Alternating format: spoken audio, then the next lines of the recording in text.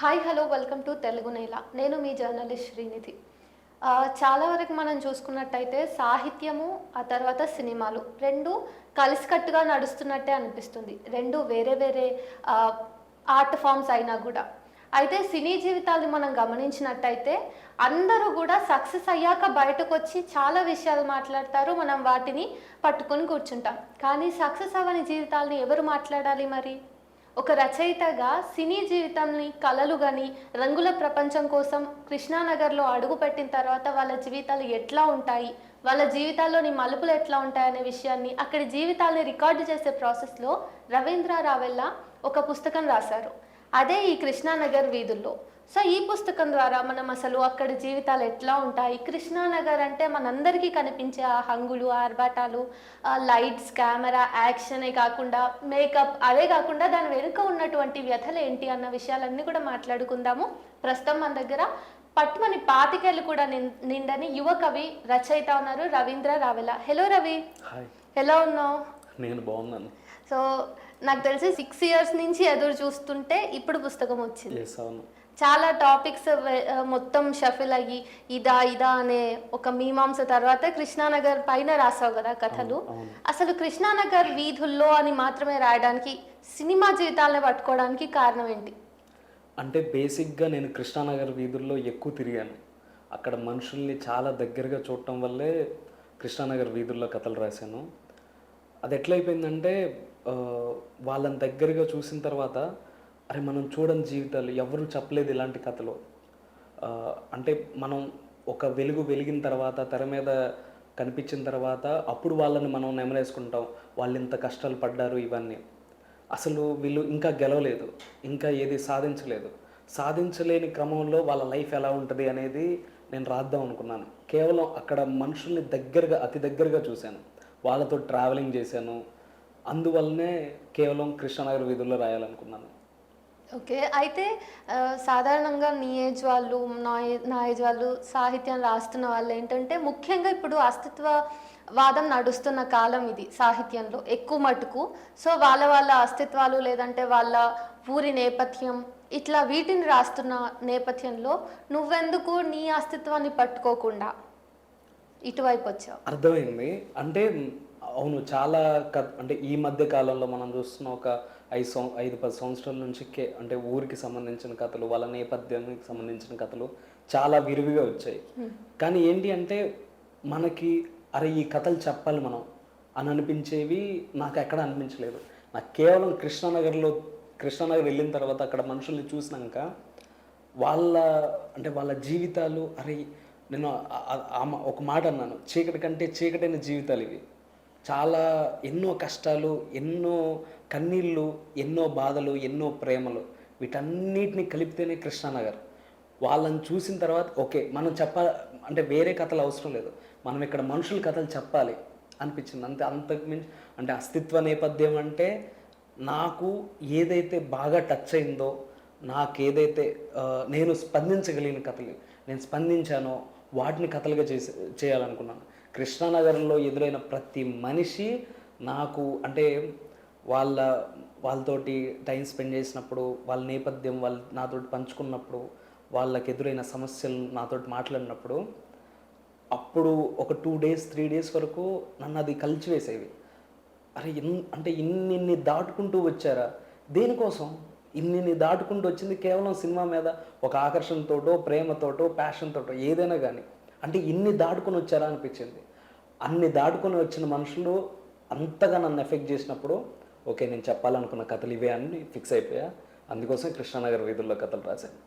So ఇప్పుడైతే కథలు రాసావు, కానీ ముందు నువ్వు స్టార్ట్ చేసింది కవిత్వంతోనే కదా?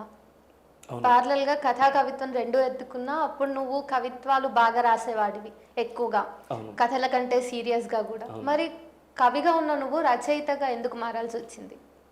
అంటే ఇక్కడ మారడం కాదు, అంటే మనం చెప్పాలనుకున్న కథలకి ఏ ప్రక్రియ అయితే మనకి సులువుగా మనం చెప్పగలం అని అనుకుంటాం కదా. కవిత్వంలో మనకి ఎదురైన మనుషుల్ని మనం అంత అంటే తేలిగ్గా చెప్పలేము. అంటే వాళ్ళకి ఇప్పుడు నాకు కృష్ణానగర్లో ఇంతమంది కొన్ని పరిచయాల ద్వారా వాళ్ళ కథలు నేను విన్నానని చెప్పాను కదా. వాళ్ళ బాధల్ని కేవలం కవిత్వ రూపంలో నేను చెప్పలేను. చెప్పినా కానీ అంటే వాళ్ళు ఎంత ఎఫెక్ట్, వాళ్ళు ఎన్ని సమస్యలు ఫేస్ చేశారో అదంతా నాకు ఆ స్పేస్ దొరకదు కవిత్వంలో. కథల్లో నాకు ఆ స్పేస్ దొరికింది.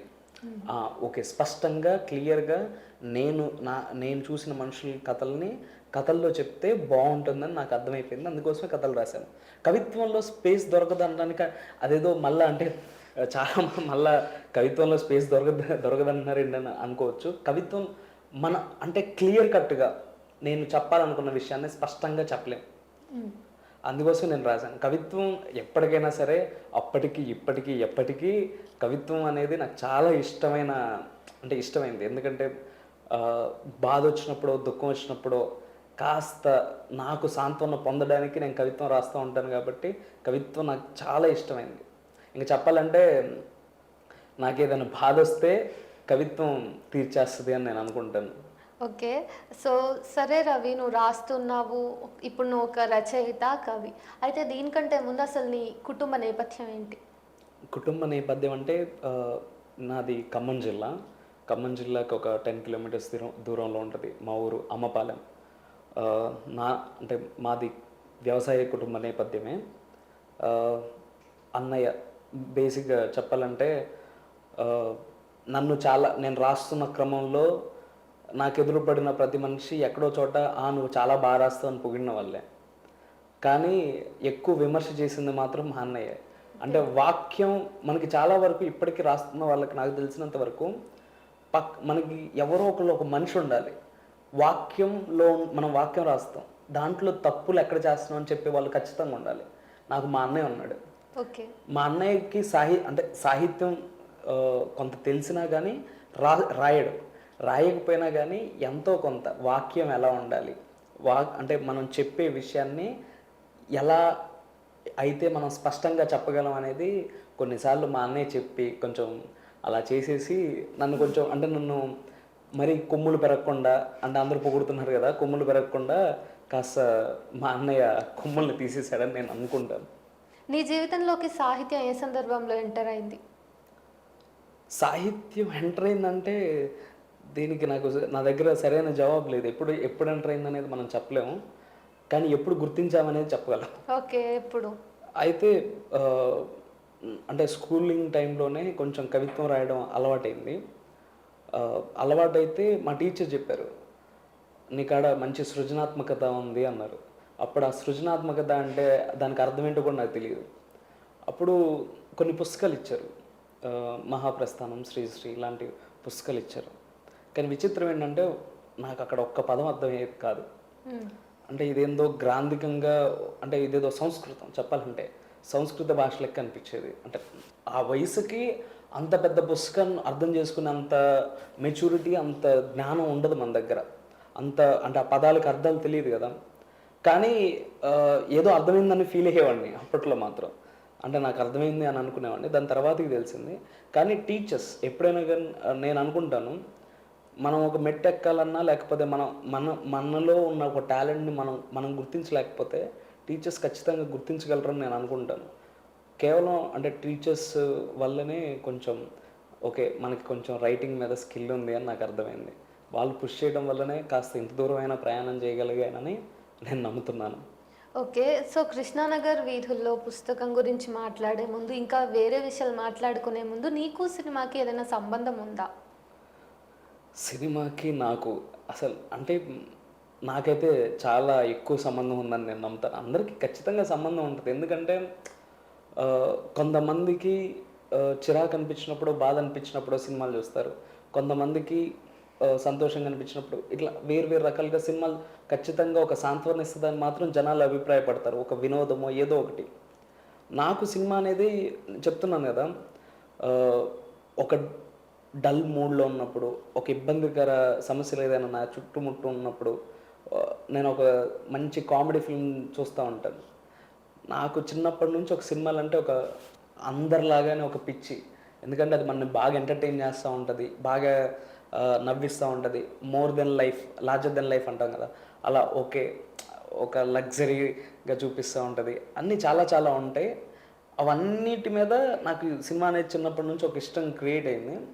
కొన్ని రోజుల తర్వాతకి అంటే కథలు అంటే మనం చెప్పాను కదా, కొంచెం అందరూ నీకు టాలెంట్ ఉంది, నువ్వు రాయగలవు అని నన్ను నమ్మిన వాళ్ళు ప్రోత్సహించడం వల్ల నాకు ఇంకా ఓకే సినిమా వైపు వెళ్ళొచ్చు అనే ఫీలింగ్ నాలో క్రియేట్ అయింది. చిన్నప్పుడు ఒక 10th స్టాండర్డ్ అయిపోయిన తర్వాతకి ఇంకా సినిమా ఫీల్డే కెరీర్గా ఎంచుకోవాలని గట్టిగా నమ్మాను. అదే వెళ్ళాలనుకున్నాను.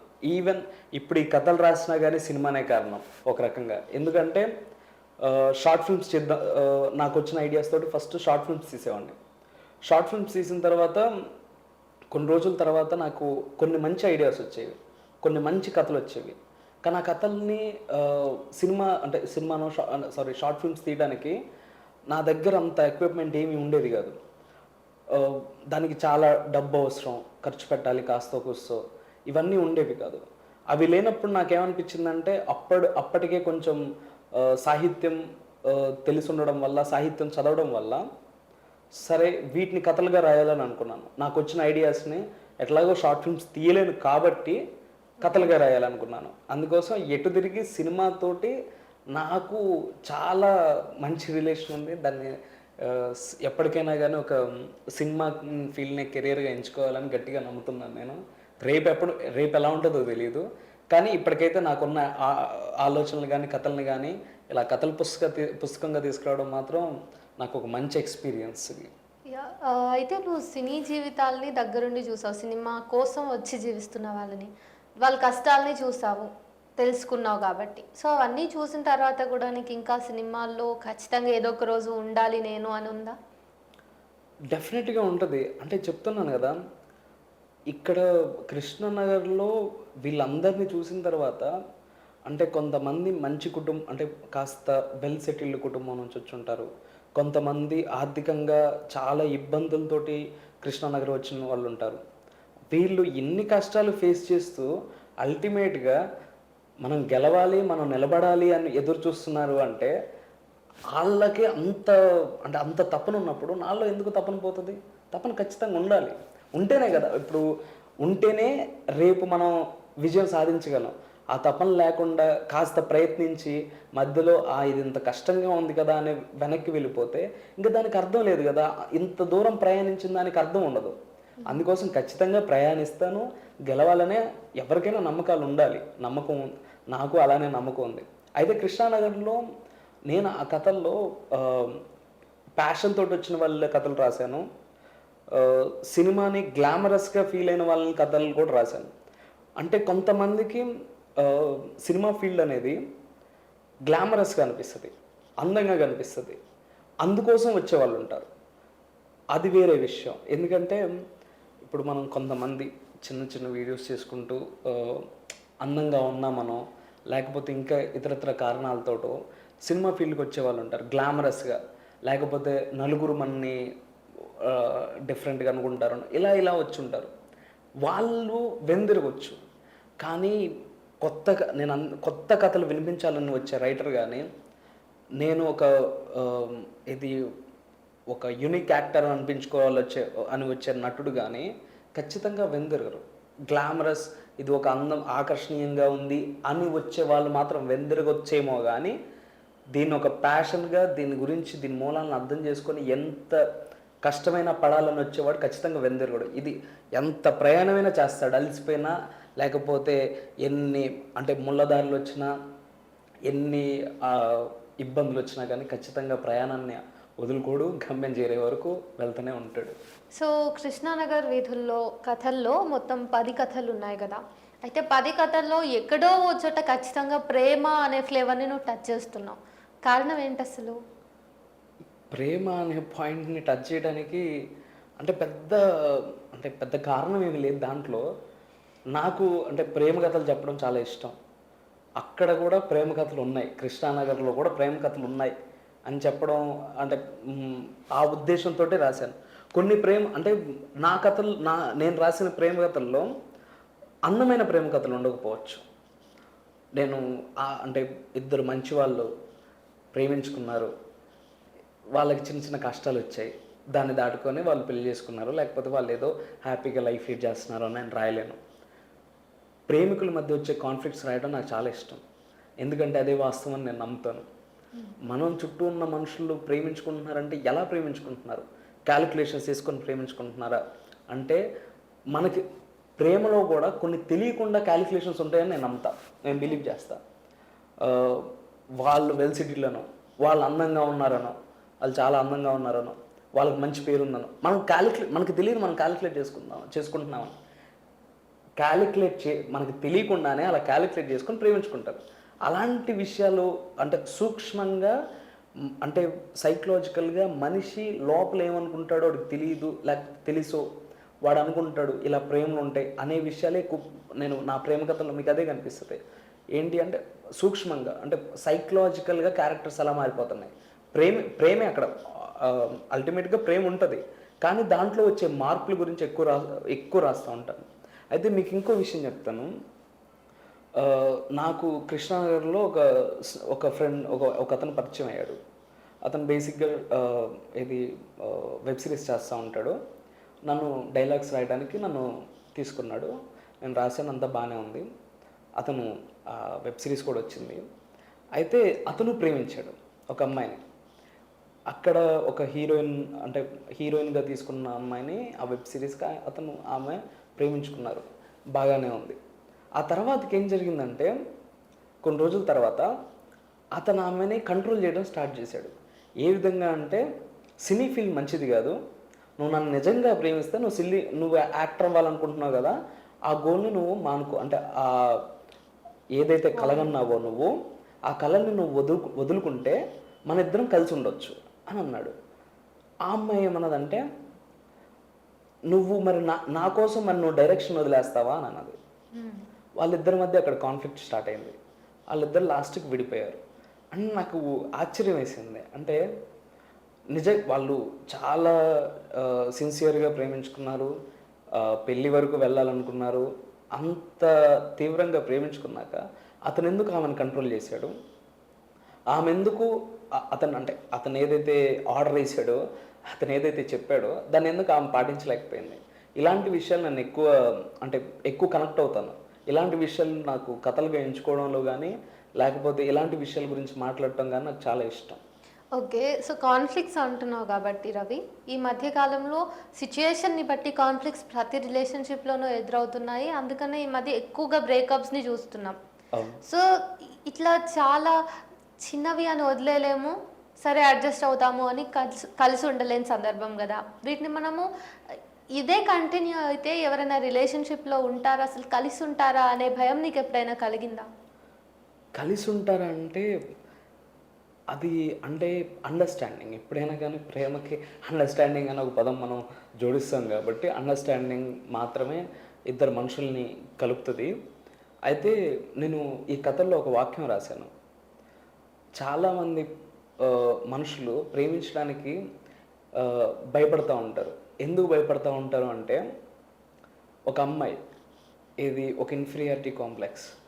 ఓకే, మనం ఒక అందమైన ఒక అమ్మాయిని ప్రేమించినప్పుడు, ఆ అమ్మాయితో మనం రిలేషన్లో ఉన్నప్పుడు అమ్మాయి ఎక్కడ చేజారిపోద్దో అన్న భయం, ఆ అమ్మాయికి అతను వేరే వాళ్ళని ఎవరినైనా ఇష్టపడతారేమో అన్న భయం.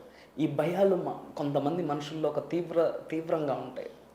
అందుకోసం ఆ లైన్ మీకు చెప్పాను. అయితే బ్రేకప్స్ అంటే అది వాళ్ళు ఎలా ప్రేమించుకుంటున్నారు, వాళ్ళకి ఎక్కడి నుంచి ఎలా స్టార్ట్ అయింది ఆ ప్రేమ, అది క్యాలిక్యులేటెడ్ ప్రేమ లేకపోతే సిన్సియర్గా లవ్ చేశారా, ఇవన్నీ తర్వాత వాళ్ళు అర్థమవుతాయి. ఇప్పుడు నేను చెప్తున్నాను కదా, మనం ఒక మనిషిని ఇష్టపడతాం, ఒక మనిషిని ప్రేమిస్తాం, 10 రోజులకు ఒకసారి ఆ మనిషిని కలుస్తూ ఉంటాం, చాలా సంతోషంగా అనిపిస్తుంది, చాలా ఆ రోజు కోసం ఎదురు చూస్తూ ఉంటాం.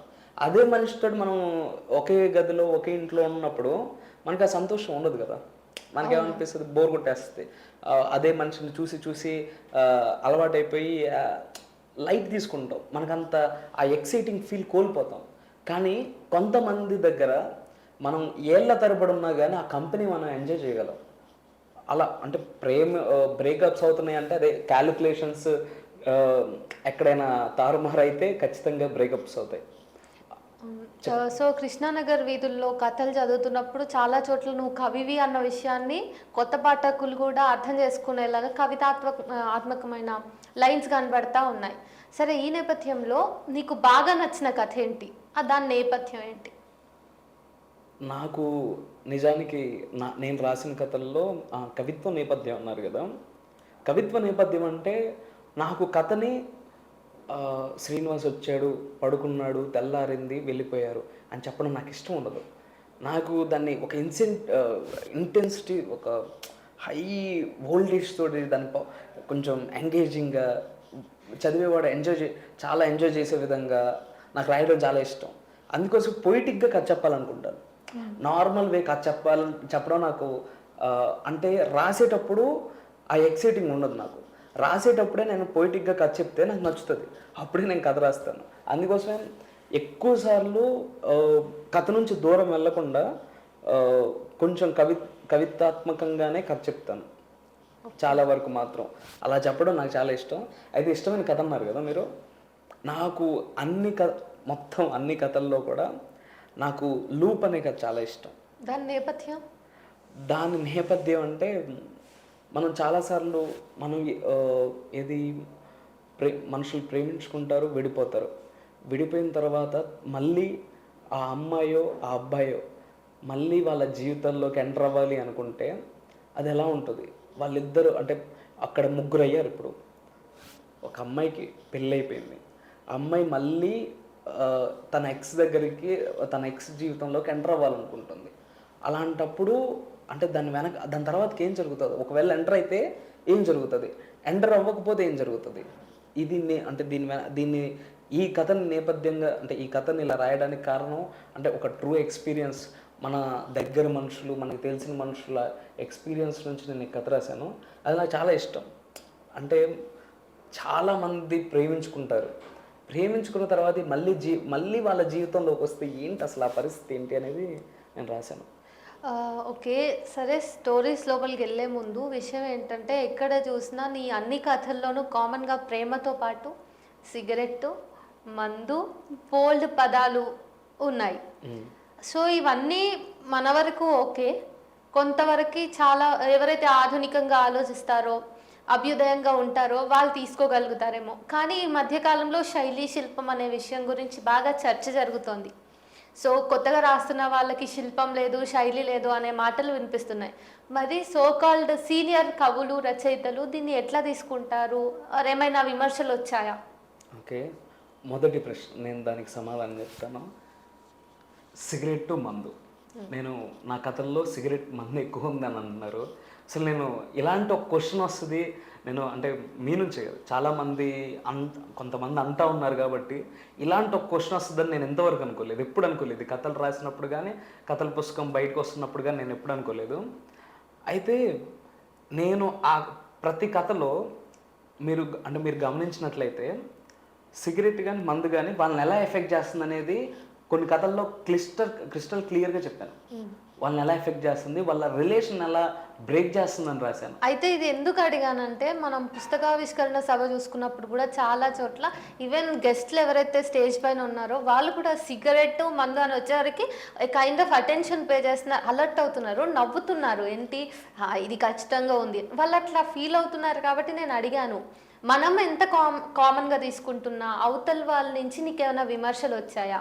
విమర్శలు అంటే వచ్చాయి. అయితే స్పీకర్స్ అలా లేదు, స్పీకర్ చాలా సరదాగా అది ఆ మాట చెప్పారు. కానీ మిగతా విమర్శకుల విషయానికి వస్తే మాత్రం చాలామంది, కొంతమంది అన్నారు, నాతో పర్సనల్గా అన్న వాళ్ళు కూడా చాలామంది ఉన్నారు. నాకు అదే డౌట్. అంటే నేను నా కథల్లో ఎక్కడా కూడా, అంటే కథలు రాసినప్పుడు సినిమాని సిగరెట్ని కానీ, మందు కానీ ఒక గ్లామరస్గా, ఒక స్టైల్గా నేను ఎక్కడ ఎలివేట్ చేయలేదు. సినిమాల్లో చేస్తారు అలా. నేను నా కథల్లో ఎక్కడా లేదు. నా కథల్లో ఇంకా మొదటి కథ వెన్నెల కురిసిన కాలంలో ఆ సిగరెట్ అనే ఒక విషయం వల్ల వాళ్ళ రిలేషన్ మధ్య వచ్చే ఒక గ్యాప్ ఉంటుంది అక్కడ మధ్యలో. మిగతా కథల్లో వాళ్ళు అంటే తాగుడికి బానిస అవ్వడం వల్ల, తాగుడు రోజు తాగడం వల్ల ఒక బెట్టింగ్ కథ ఒకటి రాశాను. దాంట్లో బెట్టింగ్కి సంబంధించి వాడు తాగడం వల్ల వాడు తర్వాత ఏం చేశాడు, అది అక్కడ మెయిన్ కదా. అంటే వాడు తాగడం వల్లే కదా అదంతా జరిగింది. ఇది ఎందుకు రాశాను అంటే, నేను సమాజాన్ని ఉద్ధరించడానికి మందు, సిగరెట్ మానేయండి, లేకపోతే ఇవే నేను చెప్పట్లేదు. కానీ నాకు సిద్ధార్థ కట్ట అన్న ఒక మాట అన్నాడు, ఇది సమాజాన్ని ఉద్ధరించడానికి నువ్వు ఏదైనా కథ రాస్తే అది నువ్వు ఆర్ట్ ఫామ్కి చేసే నేరం, కానీ ఏదైనా నువ్వు ఒక కథ రాసి అది సమాజాన్ని ఉద్ధరించిందంటే అది ఒక గొప్ప విషయం అని చెప్పాడు. నేను అలానే రాశానని నేను నమ్ముతున్నాను. ఆ అన్న ఆ మాట అన్నాడు, నేను చాలా హ్యాపీగా ఫీల్ అయ్యా ఆ మాటకి. నేను ఉద్ధరించడానికి నేను కథలు రాయలేదు, కానీ నా కథల్లో మాత్రం ఏది సమాజానికి ఏదో నేను ఒక నెగిటివ్గా నేనేం చెప్పట్లేదు. అంటే సిగరెట్ ఒక గ్రేటు, లేకపోతే మందు గ్రేటు, ఇట్లే నేను ఎక్కడ ఇలాంటి స్టేట్మెంట్ ఇవ్వలేదు. ఇంకా చెప్పాలంటే నేను నా కథల్లో ఖచ్చితంగా క్లియర్గా అబ్జర్వ్ చేస్తే వాటి వల్ల మనుషుల్లో వచ్చే మార్పేంటి, మనుషుల మధ్య దూరాలు ఎలా పెరుగుతాయి, మనుషులు ఎన్ని సమస్యలను ఎదుర్కొంటారు, ఇవి కదా నేను చెప్పింది. మరి అదే పట్టుకొని నేను సిగరెట్ మందు కొన్ని బూతులు రాశాను, సిగరెట్ మందు గురించి రాశాను, ఇదంతా నాకు అర్థం కాలే. ఇలాంటి ఒక విమర్శ వస్తుందని నేను అసలు ఊహించలేదని చెప్పే కదా. ఎంత ఆధునిక సాహిత్యంలో మనం ఉన్నాము, సాహిత్యం రాస్తున్నాం అనుకున్నా కానీ చాలా రకాల స్టీరియో టైప్స్ ఉన్నాయి రవి, ఇప్పుడు నువ్వు చూస్తూనే ఉంటావు. అయితే చాలా సూక్ష్మంగా వాళ్ళు ఎట్లా అంటే నువ్వు శైలిలో రాయట్లేదు, ఇప్పుడు రాస్తున్న వాళ్ళు వీళ్ళకు ఒక దృక్పథం లేదు, ఫిలాసాఫికల్ అప్రోచ్ లేదు, ఇలాంటి మాటలు వినిపిస్తూ ఉంటాయి. ఎక్కడో ఆ పాత్ర డిమాండ్ చేస్తే పెట్టినా కూడా భూత పదాలని చాలా ఫ్యాసినేటింగ్గా వాడుతున్నారు ఈ కాలం మనుషులు, రచయితలు అనేసి. తర్వాత వీళ్ళు ఏ జీవితం చూసారని ఇప్పుడే రాస్తున్నారు, పుస్తకాలు వేస్తున్నారు అనే మాటలు. తర్వాత టాపిక్స్ని చూస్ చేసుకునేటప్పుడు కూడా చాలా నేరోగా ఉంటూ మనం ఇవే రాయాలి, ఇవి కొంచెం పెద్ద టాపిక్స్ లైక్ సెక్స్ గురించి కానీ, లేకపోతే రిలేషన్షిప్స్ గురించి కానీ, బోల్డ్ టాపిక్స్ ఏవైతే ఉంటాయో వాటిని ముట్టుకోవాలంటే ఇవన్నీ వద్దు అన్నట్టుగానే ఉంది సొసైటీ ఇంకా కూడా సాహిత్యంలో. సో ఈ నేపథ్యంలో నువ్వు స్మోకింగ్ గురించి, ఆల్కహాల్ గురించి రాసినప్పుడు ఖచ్చితంగా నాకు ఒక లైన్ గుర్తొచ్చింది. ఫస్ట్ కథలో ఆ అమ్మాయి నీకు నా ఫుడ్ కంటే కూడా నీకు నీ స్మోకే, నీ సిగరెట్టే అత్యవసరము అని చెప్పేసి అంటున్నావు కదా అనేసి ఆ అమ్మాయి మాట్లాడిన డైలాగ్ ఉంది కదా. సో ప్రతి చోట ఎక్కడ కొన్ని మాటలు టచ్చింగ్గా రాసావు. అంత అనుభవం మనకు ఉండకపోవచ్చు, కానీ అట్లాంటి చాలా డెప్త్ వర్డ్స్ నువ్వు ఎట్లా రాయగలిగావు అన్నది నాకు కావాలి. డెప్త్ వర్డ్స్ అంటే అనుభవం, అంటే అనుభవమే అన్నీ మనకి నేర్పించదు. కొన్నిసార్లు అబ్జర్వేషన్, నాకు తెలిసినంత వరకు కొంచెం విపరీతంగా నేను మనుషులను అక్కడ అబ్జర్వ్ చేయగలిగానని నేను నమ్ముతున్నాను. అది నాకు చాలా సంతోషంగా అనిపించింది. అంటే ఎవరైనా కృష్ణానగర్ వీధుల్లో కథల పుస్తకం గురించి అంటే ఆ లైన్స్ ఇవన్నీ చాలా బాగా రాసే వాళ్ళ జీవితాల గురించి అన్నప్పుడు నేను ఒకటే అనుకుంటాను, అంటే అంతగానో నేను అబ్జర్వ్ చేశాను కాబట్టి అది రాశాను. ఫస్ట్ విషయం శిల్పం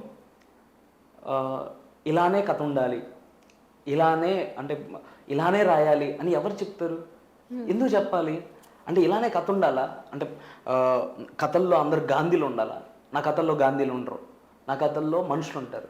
అంటే నెగిటివ్ సైడ్ అయినా కానీ ఏ సైడ్ అయినా కానీ వాళ్ళ రియాలిటీగా వాస్తవ జీవితాల్లో మనుషులు ఎలా ఉంటారో అలానే నా కథల్లో ఉంటారు. అందరూ గాంధీలు, నీతులు, ఆదర్శాలు ఎందుకు చెప్పాలి? మనుషులు ఇలా బతుకుతున్నప్పుడు నువ్వు ఇంకో ప్లానెట్ గురించి కథలు రాస్తావా? ఇంకో ప్లానెట్, మరి అదే కదా. ఇప్పుడు ఏది అందరూ మంచి వాళ్ళ గురించి కథలు రాయమంటే ఎందుకు రాయడం? మంచి వాళ్ళ గురించి ఎందుకు కథలు రాయాలి? నా కథల్లో నేను చూసిన మనుషులు కదా వీళ్ళందరూ. ఒకవేళ నేను ఊహించి వీళ్ళ గురించి ఏదైనా రాసి ఉంటే అది వేరే విషయం. నేను రాసింది నేను చూసిన మనుషుల గురించి నేను రాశాను. అలాంటప్పుడు దీనికి శిల్పం ఉండాలి, ఏదో ఒకటి ఉండాలి అంటే నేను అది బిలీవ్ చేయను. ఎందుకంటే కథలు ఇలానే ఉండాలనేది ఏం లేదు. కథలు అది చెబుతున్నప్పుడు నీకు ఆ జీవితాన్ని నువ్వు ఫీల్ అవ్వగలుగుతున్నావా లేదా, అదొక్కటే ముఖ్యం. అంతకు మించి కథ ఇలా ఉండాలి, శిల్పం ఇలా ఉండాలి, స్టార్టింగ్ ఇలా ఉండాలి, ఎండింగ్ ఇలా ఉండాలి అనేది ఏం లేదు. నా కథల్లో చాలా వరకు ఒక ఇన్కంప్లీట్ అనుకోవచ్చు, ఓపెన్ ఎండింగ్స్ ఉంటాయి. అది అంటే లాస్ట్లో ఇంకా జనాలు అంటే చదివిన వాళ్ళు రీడర్స్ ఊహించుకోవాలన్నట్టుగా ఉంటాయి. కొన్ని కథల్లో ఎండింగ్స్ ఉంటాయి, కానీ ఎక్కడ కూడా ఒక శుభం కార్డు అనేది ఏమి ఉండదు. అంటే సంతోషకరమైన ఎండింగ్ అనేది ఒక్క కథలో ఉండదు. ఎక్కడో చోట ఒకటి రెండు కథల్లో ఉండొచ్చు, కానీ మ్యాక్సిమం ఉండదు.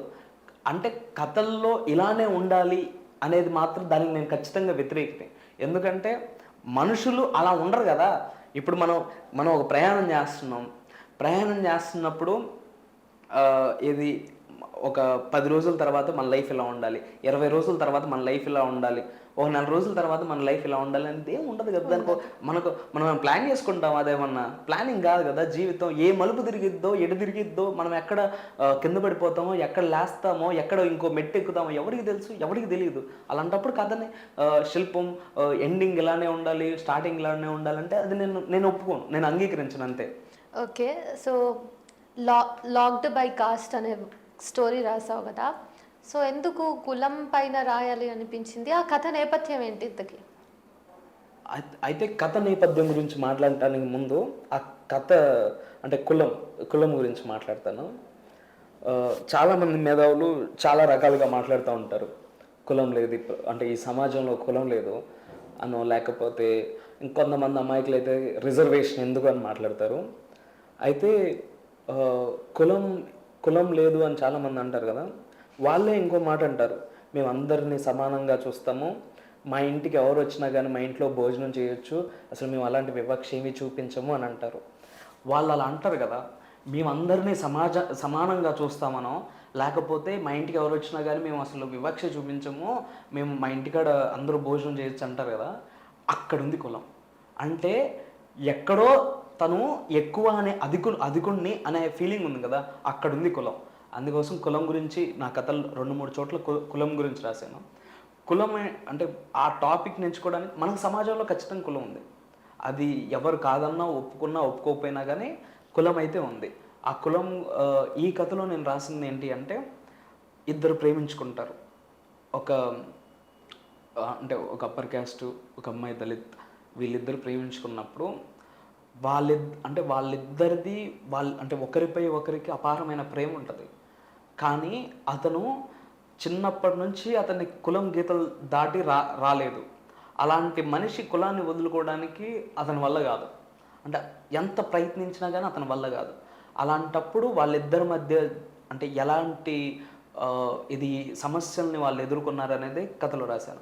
మిగతా 2-3 చోట్ల కూడా కులం గురించి రాశాను. కేవలం సమాజంలో కులం ఉంది కాబట్టి కులం మీద కథలు వచ్చాయి. సమాజంలో లేకపోతే నేను రాయను కదా. సమాజం చెప్పాను కదా ఇప్పుడే, వీళ్ళు తమకు తాము మేము అందరినీ సమానంగా చూస్తాము అని అనుకోవడంలోనే కులం ఉంది. అంటే ఒక ప్రైడ్ ఫీలింగ్ అది. అంటే నాకు అసలు అలాంటి వివక్షలు లేదు తెలుసా, నాకు అసలు అలాంటి కులం అనే ఫీలింగ్ లేదు తెలుసా అని అనుకుంటాడు కదా.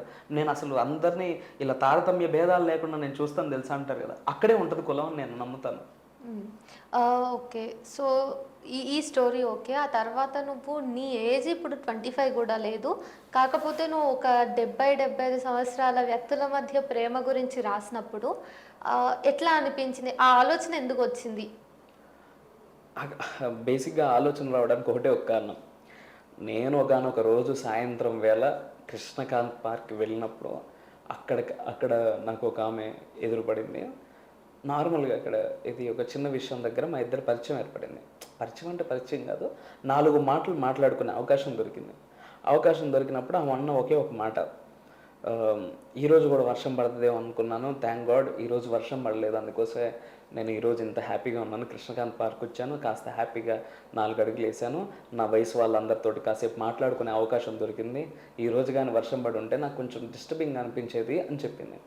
ఆ ఒక్క అంటే ఆ సంభాషణ, ఆ మాటలో నన్ను కొంచెం అంటే ఏంటి అంటే, ఆమె చాలా రిచ్, చాలా మంచిగా హ్యాపీగా ఉండే ఆమెకి ఎందుకు అంటే కృష్ణకాంత్ అంటే కొంచెం దూరం వచ్చేసి ఇంత ఆయాసపడుతూ ఇదంతా అంటే 4 అడుగులు అంటే వాకింగ్కి వచ్చేసి ఎందుకు అనిపించింది. దాని తర్వాత ఐ ఫెల్ట్ లైక్ మనకి ఆనందాలు ఎప్పటికప్పుడు మారుతూ ఉంటాయి. చిన్నప్పుడు మనకి చిన్న చిన్న బొమ్మలు చూస్తే ఆనందం, కొంచెం వయసు వచ్చినాక కొన్ని వేరే ఆనందాలు ఉంటాయి. ఆ తర్వాతకి కూడా మనుషులు ఒక వయసు వచ్చినాక, కాస్త వృద్ధాప్యం వచ్చినాక చిన్న చిన్న వాటిల్లోనే ఎక్కువ ఆనందాన్ని వెతుక్కుంటారేమో అనిపించింది. మిగతాదంతా కూడా ఆలోచనలు, గతం తాలూకు జ్ఞాపకాలు, బాధలు, దుఃఖాలు, వీటి గురించి ఎక్కువ ఆలోచిస్తారు. వాళ్ళకి చిన్న వాటిలలో కూడా ఎక్కువ ఆనందం, ఎక్కువ సంతోషం దొరుకుతుంది. కేవలం ఆమె ఆ రోజు మాట్లాడిన 4 మాటలే కథకి ఇన్స్పిరేషన్, అందుకోసమే కథ రాశాను. మిగతాదంతా ఫిక్షన్. కృష్ణకాంత్ పార్క్ ఆమె ఆలోచన అది మాత్రం వాస్తవం. ఓకే, ఇవన్నీ రాస్తున్న క్రమంలోనే నువ్వు సెకండ్ మ్యారేజ్ అనే స్టోరీ కూడా రాసావు కదా, అది కన్వర్జేషన్స్ ఉండి చాలా అబ్స్ట్రాక్ట్గా బాగా అనిపించింది. దాన్ని మరి మొత్తం కన్వర్జేషన్స్ ఉన్నాయి కదా, డైలాగ్స్ ఉన్నాయి కదా, దీని కథను అలా అని ఎవరైనా అన్నారా? అన్నారు, ఖచ్చితంగా అంటారు కదా. అంటే ఆ, మనకి కథ అంటే గాంధీలు ఉండాలి, మంచి ఉండాలి, నీతి ఉండాలి, ఆదర్శాలు ఉండాలి, ఎత్తుగడ ఉండాలి, ముగింపు, అవును. ముగింపు ఇవన్నీ ఉండాలి అని అనుకుంటున్న తరుణంలో ఖచ్చితంగా అన్నారు కానీ నేను పట్టించుకోలేదు. ఎందుకంటే నా కథలో నేను చెప్పాలనుకున్నది చెప్పాను. బేసిక్గా ఈ కథ ఫస్ట్ నేను రాసినప్పుడు మునికంతపల్లి రైటర్ సోల్మన్ విజయ్ కుమార్ అన్నకి నేను పంపించాను. అన్నయ్య ఒకే మాట చెప్పాడు, నువ్వు కథను చక్కగా రాసావు, ఎవరేమన్నా కానీ నువ్వు పట్టించుకోకుండా ఉండడం మాత్రం కాస్త అది మాత్రం నువ్వు చెయ్యి, అది ఒక్కటి చేస్తే చాలు అన్నాడు. ఓకే, దాని తర్వాతకి ఎవరేమనుకున్నా కానీ నేను పట్టించుకోలేదు. ఎందుకంటే నేనైతే కథ చెప్పాను. కథ అంటే ఏంటి, ఒక విషయాన్ని ఒక జరిగిన ఒక విషయాన్ని ఒకళ్ళు ఫీల్ అవ్వగలిగేలా రాయడం, నేను అది రాశాను. నేను చాలామంది తర్వాత అంటే పుస్తకం వచ్చిన తర్వాత చాలామంది క్లైమాక్స్ నాకు చాలా నచ్చింది, చివరిలో అంటే ఒక్క మాటతో తేల్చి పడేసావు, చెప్పేసావు అని అన్నారు. మళ్ళీ ఇంకోటి ఏంటంటే ఈ కథ రాయడానికి ఇంకో కారణం ఉంది. మనకి ఈ ప్రస్తుత సమాజంలో డివోర్స్ అనేది అసలు అదేదో పెద్ద తప్పు అయిపోయినట్టుగా మనం మాట్లాడుకుంటున్నాం. జనాలు అందరం అదే మాట్లాడుకుంటున్నాం. ఎవరైనా ఎక్కువ ఏది సినిమాకి సంబంధించిన వాళ్ళు డివోర్స్ తీసుకుంటే అదేదో పెద్ద తప్పు చేశారు వాళ్ళు, అంటే వాళ్ళు అలా తప్పు చేశారు, వీళ్ళు ఇలా తప్పు చేశారు, అందుకోసం వీళ్ళు విడిపోయారు అని చాలా మాట్లాడుకుంటున్నాం. అయితే డివోర్స్ అనేది అంటే కొన్ని కుదరు విడిపోతారు మనుషులు, అంతే, అంతకు మించి అక్కడే ఉండదు. ఇక్కడేంటి అంటే సెకండ్ మ్యారేజ్లో ఆమెకి కేవలం ప్రేమ కోసం అతన్ని వదిలేసి వెళ్ళిపోయింది. అది అంటే కొంతమందికి అంటే మనం డివోర్స్నే బూత్గా చూసిన వాళ్ళు, డివోర్స్నే తప్పుగా చూసిన వాళ్ళు రెండో పెళ్ళి కేవలం ప్రేమ కోసం వెళ్ళిందా అంటే యాక్సెప్ట్ చేయడం కష్టం కావచ్చు, కానీ చాలామందికి నచ్చుతుందని మాత్రం నేను అనుకున్నాను. అందుకోసం చాలా కథ బయటకు వచ్చిన తర్వాత, పుస్తకం రూపంలో వచ్చిన తర్వాత చాలామందికి నాకు కాల్ చేసేసి, నేను సెకండ్ మ్యారేజ్ అంతమందికి అంత దగ్గరగా కథను తీసుకుంటారని నేను అనుకోలేదు. పుస్తకం బయటకు వచ్చిన తర్వాత మాత్రం చాలామంది ఆ కథను నచ్చిందని చెప్పారు. నాకు చాలా సంతోషం, ఆ కథ నచ్చడం చాలా సంతోషం. ఎందుకంటే చెప్పాను కదా, విడాకులనే మనం ఒక తప్పుగా బూతుగా చూస్తున్నాం కాబట్టి ఇలాంటి కథ అయితే ఖచ్చితంగా కొంచెం కష్టం, తీసుకోలేరు కొంతమంది, కానీ తీసుకున్నారు కాబట్టి నాకు చాలా హ్యాపీగా అనిపించింది. ఓకే, సో ఒక కొత్త రచయితగా సరే, ఫస్ట్ బుక్ వచ్చినప్పుడు ఆబ్వియస్గా ఆథెంటిక్గా వీడియో రచయిత అని చూస్తారు కదా జనాలు. అయితే ఫస్ట్ టైం నువ్వు బుక్ పబ్లిష్ చేసావు, అసలు ఆ సాధక బాధకాలు ఎట్లా ఉంటాయి? కొత్తగా పుస్తకాలు వేయాలనుకునే వాళ్ళకి ఏం చెప్తావు? కొత్తగా పుస్తకాలు అంటే కొంచెం అంటే పెద్ద ప్రశ్న ఇది చెప్పాలంటే. చాలామంది అంటే ఫస్ట్ ఒక విషయం చెప్తాను. చాలామంది సాహిత్యం అంటే తెలుగులో మంచి సాహిత్యం రావట్లేదు, తెలుగులో మంచి పుస్తకాలు అసలుకి విరివిగా లేవు, అసలు కాంటెంపరీ రైటర్స్ అందరూ కూడా ఏదో ఒకటి రాసేసి పుస్తకాలు విడుదల చేస్తున్నారని కొంతమంది వాళ్ళ బాధని దుఃఖాన్ని వ్యక్తపరుస్తున్నారు. అయితే నేను ఒకటి అనుకునేది ఏంటి అంటే, అసలు తెలుగులో కొత్తగా పుస్తకాలు వచ్చి చదవరు. అది నాకు చాలా బాధ. అంటే కొత్తగా వచ్చిన పుస్తకాలను ఎవరు చదవకుండా ఏది అసలు తమిళ సాహిత్యంలో అంత మంచి పుస్తకాలు వస్తున్నాయి, కన్నడ సాహిత్యంలో అద్భుతమైన పుస్తకాలు వస్తున్నాయని మనం మాట్లాడుకుంటున్నాం, తెలుగులో మంచి పుస్తకాలు వస్తున్నాయి, కానీ అమ్మడానికి మనం ఒక వెసులుబాటు లేదు, ఇక్కడ అమ్ముకోలేకపోతున్నాం. అది మన తప్పు. అంటే తెలుగులో రీడర్స్ లేరని కాదు, తెలుగులో బోలెడంత మంది సాహిత్యం పట్ల ఆసక్తితో ఉన్నారు, మనం వాళ్ళ దగ్గరకు పుస్తకాలు తీసుకుపోలేకపోతున్నాం. అది మన పొరపాటే, ఖచ్చితంగా మన పొరపాటే. ఇక్కడ ఇంకో విషయం చెప్తాను, అంటే వాళ్ళ దగ్గరికి వెళ్ళకపోవడానికి మరో రీజన్ ఉంది. మనం ఎంతసేపటి వరకు వాళ్ళకి ఇదే సాహిత్యం రుద్దుతున్నాం వచ్చే వాళ్ళ మీద కూడా. అయితే వాళ్ళకి అరే ఇప్పుడు మనం ఇప్పటికీ కొన్ని పుస్తకాలే వాళ్ళ మీద రుద్దేస్తే కాంటెంపరీ రైటింగ్స్ని వాళ్ళు అందుకోలేకపోతున్నారు. కొంతమంది, నాకు తెలిసిన ఒక మిత్రుడు ఉన్నాడు, అతనికి సాహిత్యం పట్ల ఆసక్తి ఉంది, పుస్తకాలు చదువుదాం అనుకున్నాడు. అయితే బాగా ప్రచారంలో పొందిన ఒక పుస్తకం చదివాడు, నేనే ఇచ్చాను. చదివిన తర్వాత ఒక మాట అన్నాడు, నేను ఇంకోసారి తెలుగులో బుక్స్ చదవాలనుకోవట్లేదు అన్నాడు. ఎందుకురా అన్నాను. దీని గురించి ఇంత ప్రమోషన్స్ చేసి ఇంత చేశారు కదా, నాకు మాత్రం ఈ పుస్తకం నచ్చలేదు అన్నాడు. ఓకే. ఇంకో నలుగురికి పంపించాను అదే మాట. అయితే మనం ఏంటి అంటే మంచి పుస్తకాలని అంటే రీడర్స్ దగ్గరికి తీసుకెళ్ళలేకపోతున్నాం. అంటే కొంచెం అటు ఇటుగా ఉన్న పుస్తకాలని తీసుకెళ్తున్నాం. అది నా బాధ. అంటే మనం మంచి పుస్తకం, నాది మంచి పుస్తకం నేను మాట్లాడట్లా, చాలా మంచి పుస్తకాలు ఉన్నాయి. ఇప్పుడు అంటరాని వసంతం ఎన్ని పుస్తకాలు అమ్ముడు పోయింది అంటే ఎన్ని పుస్తకాలు మనం అందరికి అంటే రీడర్స్ దగ్గరికి తీసుకెళ్ళాం, చాలా తీసుకెళ్ళలేకపోతున్నాం. అంటే అది మనం చేయాల్సిన పని. నాకు పుస్తకం వేసేటప్పుడు నాకు ఎటువంటి భయం లేదు. నేనేమనుకున్నానంటే నేను నా ఆనందం కోసం నేను రాసుకున్న కథలు, నేను రేపు ఎప్పుడైనా నేను ఫస్ట్ సినిమా రైటరు, సినిమా వైపు అక్కడ కంటే కూడా కేవలం సాహిత్యానికి సంబంధించిన వాడు రవీంద్ర రావెల్లా అనిపించుకోవడం నాకు చాలా సంతోషం. అందుకోసమే ఇది పుస్తకం ఎటువంటి భయం లేకుండా కేవలం అంటే మంచి ధైర్యంతో హ్యాపీగానే పుస్తకం అయితే బయటికి తీసుకొచ్చాను. దానివల్ల అంటే పుస్తకం తీసుకొచ్చేటప్పుడు ఏ భయపడలా, ఏం టెన్షన్ పడలే. అంటే దాంట్లో ఏదో కష్టాలు ఏమీ లేవు ఇక్కడ. పుస్తకం తీసుకొచ్చే వరకు చాలా సంతోషంగానే పుస్తకం తీసుకొచ్చాను. కానీ పుస్తకం చెప్తున్నాను కదా, పుస్తకాన్ని మనం అంటే రీడర్స్ దగ్గరికి తీసుకెళ్తున్నామా లేదా, అక్కడ తీసుకెళ్ళడానికి అక్కడ ఒక మంచిగా సరైన దారి లేదని నేను ఫీల్ అవుతాను. అది తీసుకెళ్ళాలి, అది చాలా ముఖ్యం. బాగుంది రవి నీ కృష్ణానగర్ వీధుల్లో ఇట్లా తిరగడం. సరే, ఒకవేళ మీరు కూడా రవి రాసిన పుస్తకాన్ని కొనాలి అనుకుంటే కృష్ణానగర్ వీధుల్లో స్క్రీన్ మీద డీటెయిల్స్ పెడతాను. రేగి అచ్చులు పబ్లిషింగ్ హౌస్కి మీరు మెసేజ్ కానీ కాల్ కానీ చేసి పుస్తకాన్ని మీ సొంతం చేసుకోవచ్చు. Nice talking to you Ravi. మళ్ళీ కలిసి ఇంకా నువ్వు నెక్స్ట్ ఏం పుస్తకాలు రాస్తావు అవన్నీ కూడా మాట్లాడుకుందాం. చివరి ప్రశ్న ఏంటంటే, నెక్స్ట్ బుక్ కోసం ఏమైనా ప్లాన్ చేస్తున్నావా? నెక్స్ట్ బుక్ కోసం ఇంకా ఏమనుకోలేదు. రాస్తున్నావా? రాయడం కాదు, అంటే వేరు అంటే వేరే ఆఫీస్ వర్క్స్ ఉంటాయి కాబట్టి ఆ పనుల మధ్య ఇప్పుడు రాయడం కష్టం. రాస్తాను, తప్పకుండా రాస్తాను.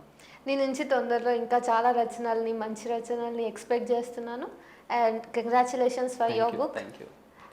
సో చూసారు కదా, కృష్ణానగర్ వీధిలో విహరించి ఆ కథల గురించి తెలుసుకున్నారు. కొత్తగా రాస్తున్న సాహిత్యకారులు ఏం రాస్తున్నారు, వాళ్ళ ఆలోచనలు ఎట్లా ఉంటున్నాయి, వాళ్ళని చూసి ఆల్రెడీ రాస్తున్నటువంటి సీనియర్ హేమీలు ఏం తెలుసుకోవచ్చు అన్నది కూడా మనం కొంతవరకు ప్రతిసారి యంగ్స్టర్స్ని ఇంటర్వ్యూ చేస్తే ఏదో ఒక పాయింట్లో పెద్దవాళ్ళు అయితే దొరికిపోతున్నారు. మళ్ళీ మరో వారం లేదా వీలైనప్పుడు ఇంకో ఇంటర్వ్యూతో మీ ముందుకు వస్తాను. Signing off your Srinidhi.